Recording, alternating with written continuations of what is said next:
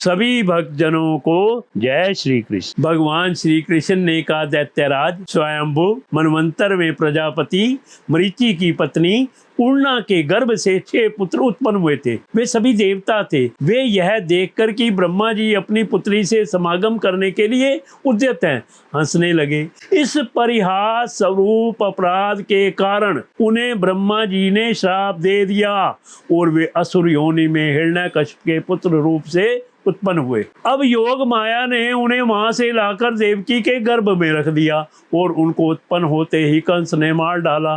दैत्यराज माता देवकी जी अपने उन पुत्रों के लिए अत्यंत शोकातुर हो रही हैं और वे तुम्हारे पास हैं। अतः हम अपनी माता का शोक दूर करने के लिए इन्हें यहाँ से ले जाएंगे।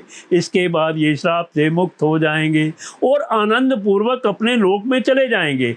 इनके 6 नाम हैं, समर, उद्गीत, परिष्मंग, पतंग, श्रुतव्रत और घृणी। इन्हें मेरी कृपा से पुनः सदगति प्राप्त होगी। परीक्षित, इतना कहकर भगवान श्री कृष्ण चुप हो गए। दैत्यराज बलि ने उनकी पूजा की। इसके बाद श्री कृष्ण और बलराम जी बालकों को लेकर फिर द्वारका लौट आए तथा माता देवकी को उनके पुत्र सौंप दिए। उन बालकों को देखकर देवकी के हृदय में वात्सल्य स्नेह की बाढ़ आ गई। उनके स्तनों से दूध बहने लगा। वे बार बार उन्हें गोद में लेकर छाती से लगाती और उनका सिर सूंघती। पुत्रों के स्पर्श के आनंद से सराबोर एवं आनंदित देवकी ने उनको स्तनपान कराया। वे विष्णु भगवान की उस माया से मोहित हो रही थी जिससे यह सृष्टि चक्र चलता है। परीक्षित, देवकी जी के स्तनों का दूध साक्षात अमृत था, क्यों ना हो। भगवान श्री कृष्ण जो उसे पी चुके थे, उन बालकों ने वही अमृतमय दूध पिया।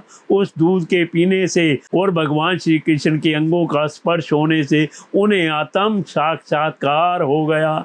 इसके बाद उन लोगों ने भगवान श्री कृष्ण, माता देवकी, पिता वसुदेव और बलराम जी को नमस्कार किया। तदंतर सबके सामने ही वे देवलोक में चले गए। परीक्षित, देवी देवकी यह देखकर अत्यंत विस्मित हो गई कि मरे हुए बालक लौट आए और फिर चले भी गए।